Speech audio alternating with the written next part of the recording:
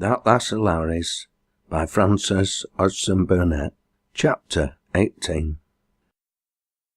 The Sunday following the curate's visit to LOWRIE'S cottage, just before the opening of the morning service at St. Michael's, Joan Lowrie entered, and walking up the side aisle, took her place among the free seats.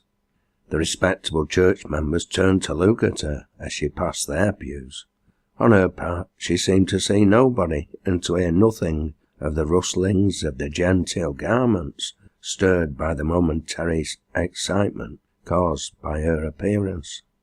The curate, taking his stand in the pulpit that morning, saw, after the first moment, only two faces among his congregation. One, from among the old men and women in the free seats, looked up at him with questioning in its deep eyes, as if its owner had brought to him a solemn problem to be solved this very hour, or forever left at rest.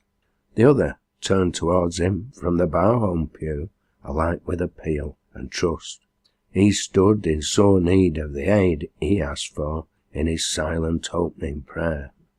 Some of his flock, who were somewhat prone to underrate his powers at times, were moved to a novel comprehension of them this morning. The more appreciative went home, saying among themselves that the young man had power after all, and for once at least he had preached with uncommon fire and pathos. His text was a brief one, but 3 words, the 3 words Joan had read beneath the picture of the dead Christ. It is finished. If it was chance that led him to them today, it was a strange and fortunate chance, and surely he had never preached as he preached this time. When he ended, the woman sitting next to Joan heard a heavy sigh fall from her lips, and then the girl rose and passed from her place to the door with her eyelids downcast. And he looked for her in vain. She had gone before the rest of the congregation. But in the evening, being out in the garden near the holly hedge, Anise heard her name spoken, and glancing over the leafy barrier, saw Joan standing on the side path, just as she had seen her the first time they had spoken to each other. "I hadna a minute to stay," she said, without any prelude, "but I have summat to say to you." Her manner was quiet, and her face wore a softened pallor. Even her physical power seemed for a time to appear subdued, and yet she looked steady and resolved. "I were at church this morning," she began again almost immediately.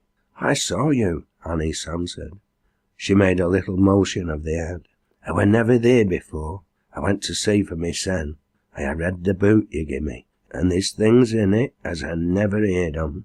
Mester Grace too, he come to see me, and I asked him questions. There were things as I wanted to know, and now it seems like it looks clearer. What with the picture, it begun with the picture, and the book, and what he said today in church. I've made up my mind."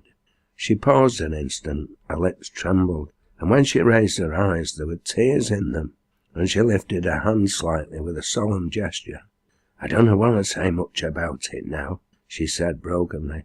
"I am not getting the words, but I thought as you'd like to know. I believe in the book. I believe in the cross. I believe in him as died on it. That's what I come to say." The woman turned without another word and went away. Anise did not remain in the garden. The spirit of Joan Lowrie's intense mood communicated itself to her.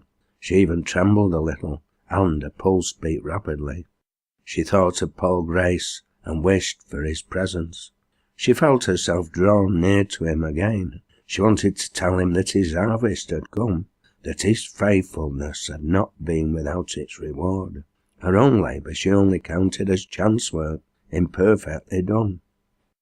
She found Fergus Derrick in the parlour, talking to her mother.